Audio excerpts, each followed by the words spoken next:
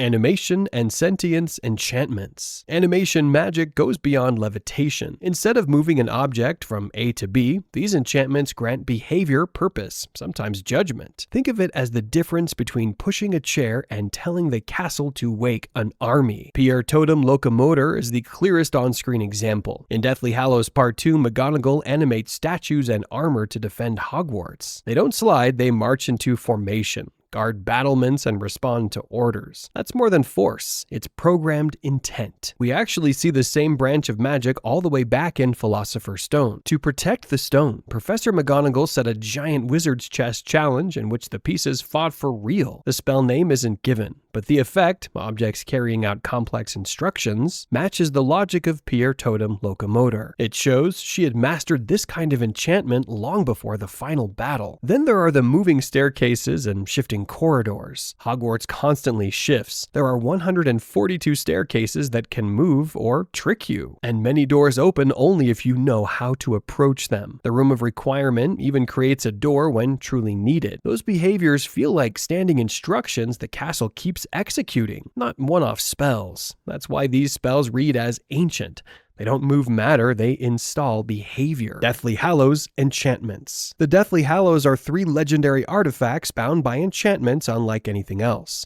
In the tale, Death gives them to the Peveril brothers. Dumbledore argues the brothers likely crafted them and the legend grew. Either way, their magic sits at a level ordinary charms and transfiguration never reach. They feel less like spells, more like laws. The Elder Wand is the most famous. Its trick is allegiance. It serves whoever masters its owner. Grindelwald wielded it until Dumbledore defeated him in 1945. Years later, Draco disarmed Dumbledore, becoming master. When Harry disarmed Draco at Malfoy Manor, mastery passed again. So, Voldemort, who stole the wand from Dumbledore's tomb, never truly possessed it. The Resurrection Stone doesn't bring people back, it summons shades, echoes with memory and voice, not living bodies. Set into Marvolo Gaunt's ring, it cursed Dumbledore when he tried to use it. In the forest, Harry turns the stone to call Lily, James, Sirius, and Remus. Comfort arrives, not resurrection. It's soul magic without a Horcrux's violation, and it still cannot undo death. The invisibility cloak is the quiet miracle. Most cloaks fade, fray, or rely on charms like disillusionment. Ignotus Peveril's cloak grants true, lasting invisibility. It hides the wearer completely, even from many detection spells. Unlike standard cloaks, it never weakens with age. That reliability is why it survives across generations. Blood and sacrificial magic. Blood magic is one of the oldest forms of enchantment in the wizarding world. Unlike charms or curses, it doesn't rely on wand movements or Latin incantations. Instead, it's powered by lineage, sacrifice, and the willingness to give something of yourself. Think of it less like casting a spell and more like unlocking an ancient law of magic written into the fabric of life. The clearest example is Lily Potter's protection of Harry. When she chose to die rather than step aside, her sacrifice created a shield rooted in love. Voldemort's killing curse struck, but instead of destroying Harry, it rebounded. That shield wasn't visible like a Protego barrier, but it was far stronger. It lived inside Harry's very skin, which is why Quirrell burned when he tried to touch him in Philosopher's Stone. Dumbledore later wove this same protection into what's called a blood ward. By leaving Harry with Petunia, Lily's blood relative, the bond extended to Privet Drive. As long as Harry could call that house home, Voldemort couldn't harm him there. It turned a normal suburban home into one of the safest places in the wizarding world. Necromancy and soul magic. Necromancy and soul magic sit at wizardry's darkest edge. They don't heal the dead, they force what should be final to keep moving. The clearest source is a restricted text,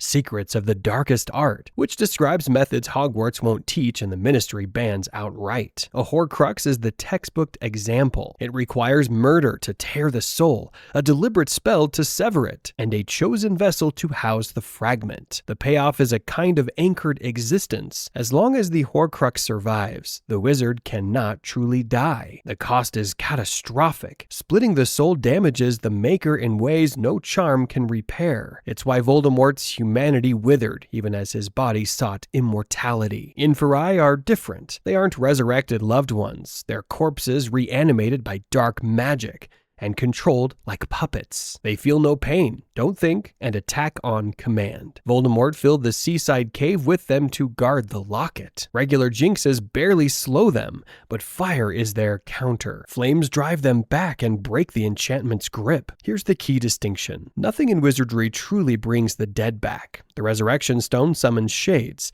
Inferi are bodies without souls. Horcruxes don't revive a person. They prevent the maker from passing on. Necromancy moves matter. Soul magic scars the self. That's why these branches are forbidden. They buy time by unmaking the very thing a life is built on, true selfhood itself, unbreakable oaths and binding contracts. The unbreakable vow is oath magic at its starkest. Two wizards make promises while a third acts as the bonder. Flames bind each clause. If the vow is broken, the price is death. In Half-Blood Prince, Narcissa binds Snape to protect Draco and to finish the task if Draco fails. Bellatrix serves as bonder. From that moment, failure isn't embarrassment, it's fatal. Break it, and the magic kills the vow maker right there. The Triwizard Contract is a different binding. When the Goblet of Fire names a champion, that decision binds you to compete. Harry never entered his name, but once the goblet chose him, he was obliged to face dragons, merpeople,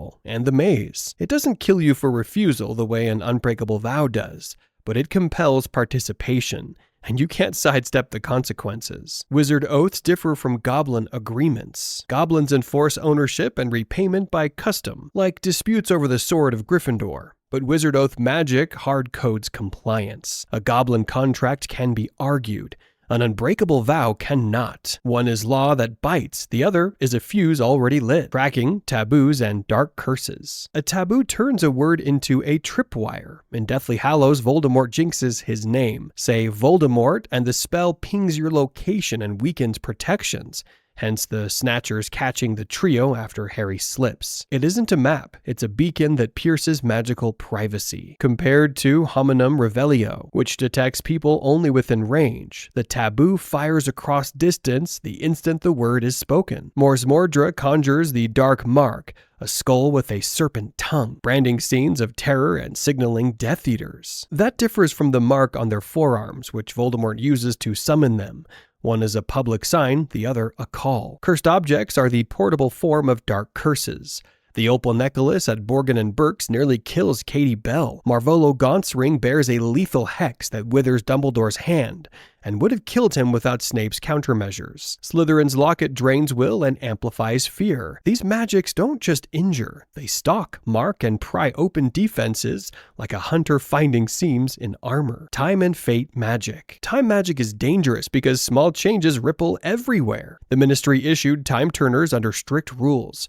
Hermione uses one in Prisoner of Azkaban to attend classes and to save Buckbeak and Sirius, always by going back, not rewriting events in public view. Misuse risks paradox and exposure. In Order of the Phoenix, shelves in the Department of Mysteries collapse, smashing the Ministry's stock. After that, legal time travel is largely, effectively gone. Prophecy works differently. In the Hall of Prophecy, orbs record predictions and can be handled only by the subjects named on the label. Harry can remove his. When Death Eaters try, orbs shatter, and the exact wording is lost. A prophecy doesn't command fate, it sketches a path. The danger lies in reactions. Voldemort's choice to hunt the child born as the 7th month dies created conditions that made Harry his equal. Together, these magics show why fate is hazardous terrain. Meddle with time or grasp at destiny, and consequences multiply fast. Protective wards and barriers. Ordinary shields like Protego block one curse at a time. Ancient warding spells scale that protection into walls, domes, and barriers that last as long as the casters sustain them. During the Battle of Hogwarts, teachers and students combined enchantments to wrap the castle itself in armor. Protego Maxima is the most sweeping version of the shield charm, stretching into vast perimeters. Protego Horribilis specializes in repelling dark magic, filtering out hexes too toxic for ordinary defenses. Fianto Duri reinforces existing shields, locking multiple layers together so they hold against bombardment. And Repello Inimicum pushes enemies away, extending the barrier's reach outward. On screen, we see these enchantments knit together into a glowing dome that covers the castle. Voldemort's army hurling curses, the barrier shuddering but holding. In the books, Flitwick is credited with leading the protective spellwork, supported by McGonagall and others. The difference from a standard Protego is scale. A wizard's Protego is like holding up a shield for yourself. These wards turn Hogwarts into a fortress. They don't just block an attack, they turn the whole battlefield into one giant stronghold. Founders' legacy magic. Some Hogwarts magic is medieval. The clearest signs are the Founders' systems that outlived them. These weren't classroom tricks, they were structural spells that became the castle's operating system. Start with the Chamber of Secrets. Salazar Slytherin built it in secret and sealed it with Parseltongue. So only a Parselmouth could open it. The basilisk inside wasn't a summon, it was a living weapon, keyed to his bloodline and language. That blend, hidden architecture plus language lock, shows how early Hogwarts fused stonework with enchantment. Then there's the Room of Requirement. No one is credited as its inventor, and that's the point. It's as old as the castle and appears only to real need. The room can store, train, hide, and create a tunnel to the Hog's head. It adapts as a living system, which is why it's hard to trace or undo. Finally, Godric Gryffindor's contributions.